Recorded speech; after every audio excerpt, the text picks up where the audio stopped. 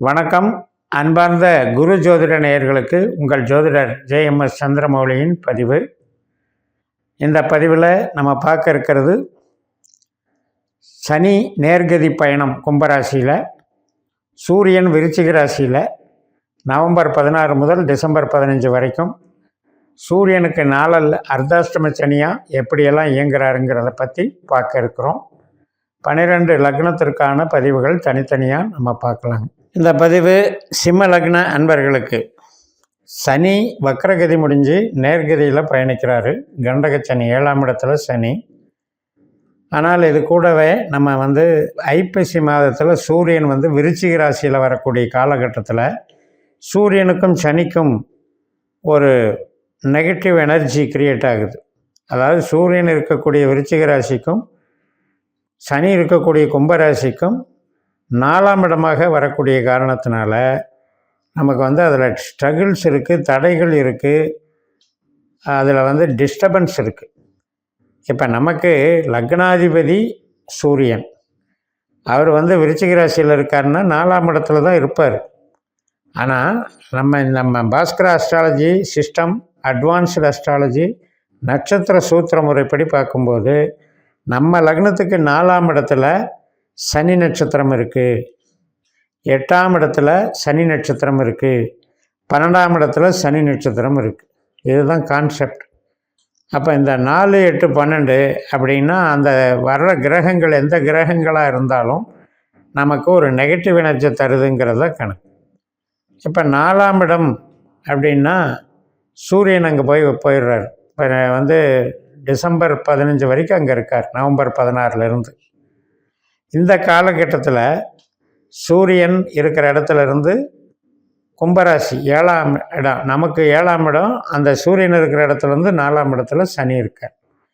அப்போ என்ன பண்ணுவார் அப்படின்னா இந்த 4ஆம் இடம் சார்ந்த விஷயங்கள், நமக்கு 4ஆம் இடம்ங்கிறது என்ன, தாயார் சம்மந்தப்பட்டது, ஒரு வீடு மனை வாங்கிறது, இடம் வாங்கிறது, ஒரு வாகனம் வாங்கிறது, உற்பத்தி சார்ந்த தொழில்கள் செய்கிறது, நம்ம உறவினர்களை குறிப்பது, ஒரு மாணவர்களாக இருந்தால் அடிப்படை கல்விகளை குறிக்கிறது, இதெல்லாம் 4ஆம் இடம்.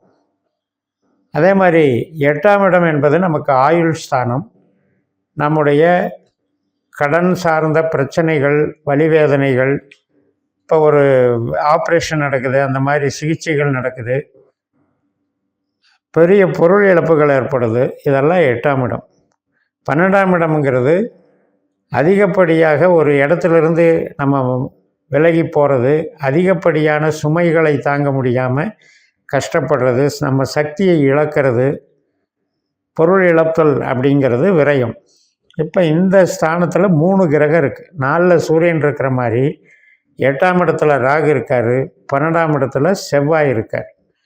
அப்போ இந்த 4, 8, 12 ஏதோ ஒரு வெயிட்டேஜ் நம்மளுக்கு கிடச்சிக்கிட்டே இருக்குது இந்த 3 கிரகத்தினால. ஸோ இந்த வெயிட்டேஜ் என்ன மாதிரி பாதிப்புகளை ஏற்படுத்தும் அப்படின்னா, நமக்கு இந்த construction line, trading line, manufacturing line, உற்பத்தி சார்ந்த விஷயங்களுக்கு சனி பிரச்சனையாக இருக்குது. சனி நட்சத்திரத்தில் போகும்போது சூரியன் 19ஆம் தேதியிலிருந்து நவம்பர் 19லேருந்து டிசம்பர் 2 வரைக்கும் சனி நட்சத்திரத்திலே போகிறார். அதுபோக விருச்சிக ராசியிலேயே 30 நாட்களும் இருக்கிறார். இப்போ இந்த காலகட்டத்தில் ஒரு தடைகளை ஏற்படுத்துகிறாரு, உற்பத்தி சார்ந்த துறைக்கு தடைகளை ஏற்படுத்துகிறாரு.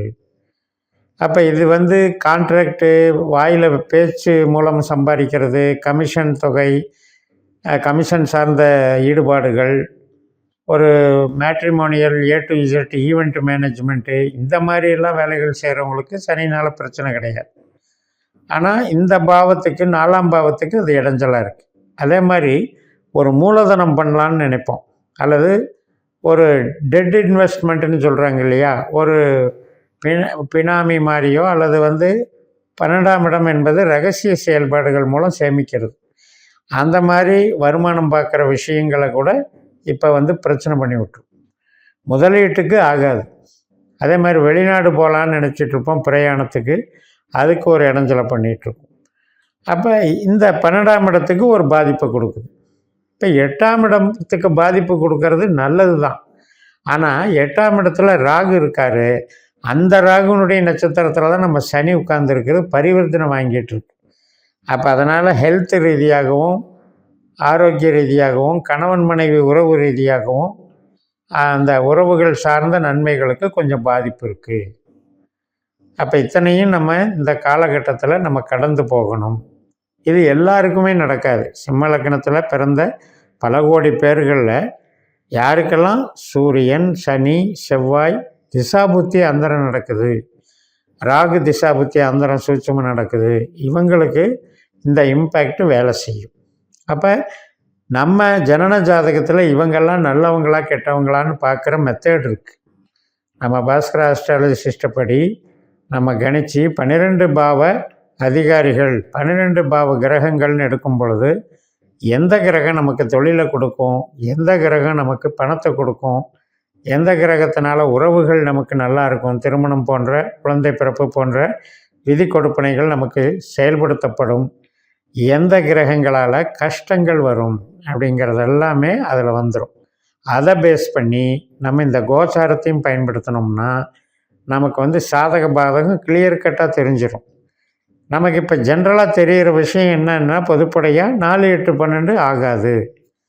ஆனால் அந்த 4, 8, 12 ஒரு கிரகம் இருந்து அந்த கிரகம் ஒரு நட்சத்திரத்தில் போகிறாரு. அந்த நட்சத்திர நமக்கு நம்மளுடைய விதி கொடுப்பனைக்கு என்ன பலனை வச்சுருக்காருன்னு தெரியாமல் நம்ம அதை எல்லாத்துக்கும் ஒன்று போல் பலன் எடுக்கக்கூடாது. ஜோதிடத்தில் ஒவ்வொரு ஜாதகமும் தனிப்பட்ட சரித்திரம், ஒவ்வொரு தனி மனிதருக்கும் தனிப்பட்ட சரித்திரம். ஃபார்முலா தான் ஒன்று, அடித்தளம் தான் ஒன்று, ஆனால் சம்பவங்கள் நிகழ்வுகள் மாறி மாறி நடக்கும். ஒருத்தருக்கு ஒரே லக்னமாக இருக்கலாம், ஒரே திசை நடக்கலாம், புத்தி நடக்கலாம், அந்தரம் நடக்கலாம், ஆனால் அவங்களுக்கு நிகழ்வுகள் மாறி மாறி நடக்கும். அது ஏன் நடக்குது அப்படின்னா இந்த பாயிண்ட்டை கவனிக்கணும். நம்ம ஜனன ஜாதகத்தில் விதி கொடுப்பனை நம்ம பிறந்த மணித்துளி நிமிடத்துளிக்கு என்ன கிடைக்குது அப்படிங்கிறத பார்க்கணும். அந்த விதி கொடுப்பனைப்படி கிரகங்களை நாம் புரிஞ்சு வச்சுக்கிட்டோம்னா இந்த மாதிரியான சமயத்தில் எந்த நட்சத்திரத்தில் எந்த கிரகம் போனால் எந்த பாவம் செயல்படுங்கிற ஒரு விழிப்புணர்வு நமக்கு வந்துடும். இப்போ நம்ம சொன்ன மாதிரி இடத்துக்காகாது, வீடு வாகனம் வாங்கிறதுக்காகாது, உற்பத்தி சார்ந்த தொழிலுக்காகாது. அதே நேரத்தில் இப்போ ஒரு இன்சூரன்ஸ் ஏஜெண்ட்டாக இருக்கிறீங்க, இன்சூரன்ஸ் சார்ந்த ஒரு பணவரவு இதெல்லாம் எதிர்பார்க்குறோன்னா அதில் கொஞ்சம் சிரமங்களை கொடுக்கும். ஒரு 4 நடந்தாலும் நம்ம போய் ஒரு வர சொல்லிவிட்டு அதுக்கப்புறம் கேன்சல் பண்ணுறது, நமக்கு அந்த பாலிசி போடாமல் விடுறது, இதனால் சில அலைச்சல் திருச்சல் ஏற்படுறதெல்லாம் 8ஆம் இடத்தினுடைய பாதிப்பு. அதே மாதிரி 12ஆம் இடம்ங்கிறது இந்த மூலதனங்கள் பண்ணுறது, வெளிநாடு பிரயாணங்கள் போகிறது, இது சார்ந்த விஷயத்தில் அது தடைகளை ஏற்படுத்துது. மெயினாக இந்தந்த பாவங்கள் இந்தந்த நிகழ்வுகளை சம்மந்தப்படுத்தி தான் நம்ம ஒவ்வொரு கேள்விக்கும் நம்ம விடை எடுக்க முடியும். அது மாதிரியான ஒரு அமைப்பில் நம்ம பார்க்கணும். அப்போ நமக்கு லக்னாதிபதியே ஒரு சனியினுடைய நட்சத்திரத்தில் போகிறாருன்னாலும் கூட அந்த சூரியனுங்கிறவர் யார் அப்படின்னா கவர்மெண்ட்டு சம்மந்தப்பட்ட அனைத்து பொறுப்புகளையும் அவர் குறிகாட்டுறவர். அதே மாதிரி ஒரு கவர்மெண்ட் சம்மந்தப்பட்ட இடம் சார்ந்த விஷயங்கள், ஒரு குவார்ட்டர்ஸில் இருக்கும், கவர்மெண்ட் சம்மந்தப்பட்ட ஒரு உற்பத்தி சார்ந்த நிறுவனத்தில் இருக்கும், இப்படியும் எடுத்துக்கலாம்.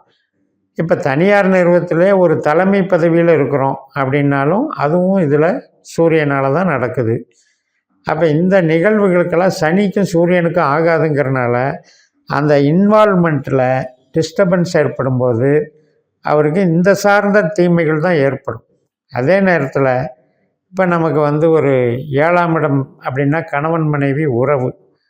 அப்போ அது சார்ந்த வகையில் சூரியன் அப்படிங்கிறவர் 4ஆம் இடத்துல இருக்கிறதுனால ஒரு ஈகோ கிளாஷை இன்க்ரீஸ் பண்ணி கொடுக்கும். இப்போ சனி நமக்கு 7ஆம் அதிபதி தான், ஆனால் அந்த 7ஆம் இடத்துல இருக்கிற நட்சத்திரம் தான் நமக்கு உண்மையிலேயே திருமண வாழ்க்கையே குறிகாட்டும். அதில் செவ்வாய் நட்சத்திரம் இருக்குது, ராகு நட்சத்திரம் இருக்குது, குரு நட்சத்திரம் இருக்குது. இப்போ அதில் நமக்கு டிகிரி பிரகாரம் எந்த நட்சத்திர அதிபதி நமக்கு அந்த பொறுப்பை எடுத்துக்கிறாங்களோ அது சார்ந்து நமக்கு திருமண வாழ்க்கைக்கு உண்டான விஷயங்கள் நடத்தும். இப்போ நம்ம இதில் இந்த பதிவை பொறுத்த வரைக்கும் அப்ஸ்ட்ராக்டாக சுருக்கமாக நம்ம சொல்ல வேண்டிய விஷயம் என்ன அப்படின்னு கேட்டால், இப்போ நமக்கு 7ஆம் இடத்துல இருக்கிற சனியினுடைய நட்சத்திரத்தில் இந்த 3 கிரகங்கள் சம்மந்தப்படுறாங்க. சூரியன், ராகு, செவ்வாய். அப்போ இந்த இது சம்மந்தப்பட்ட காரகங்கள்னு எடுத்துக்கிட்டிங்கன்னா அரசு வழி ஆதரவு, அரசு ஆதாயம், தந்தை வழி உறவு, அதே போல் சகோதர வழி உறவு, மூலதனம் பண்ணுறது, இது சார்ந்த விஷயத்தில் தான் தடை ஏற்படும். மற்ற விஷயங்கள் நல்லா இருக்குது. இப்போ நம்ம ஒரு ஹெல்த்து, ஆரோக்கிய ரீதியாக நம்ம டீல் பண்ணுறது, கஸ்டமரை டீல் பண்ணுறது, இந்த மாதிரி விஷயங்கள் நல்லா இருக்குது. பட் கஷ்டங்களை சனி குறைக்கிறாருங்கிறது தான் இதில் இருக்கிற உண்மை. நமக்கு கஷ்டங்கள் கொடுக்கக்கூடிய இடத்துல இந்த 3 கிரகமும் இருக்குது. ஆனால் அந்த கஷ்டத்தை பெருசாக பாதிக்க விடாமல் தடுக்கிறதுக்கு சனி உதவுறாருன்னு சொல்லி நிறைவு செய்கிறேன். இந்த சேனலை சப்ஸ்கிரைப் பண்ணி ஷேர் பண்ணுங்கள். உங்கள் தனிப்பட்ட ஜாதக பலாபலன்களை என்னுடைய வாட்ஸ்அப் நம்பரில் தொடர்பு கொண்டு பலன் பெறுங்கள். உங்களிடமிருந்து விடைபெறுகிறேன். உங்கள் JMS. நன்றி, வணக்கம்.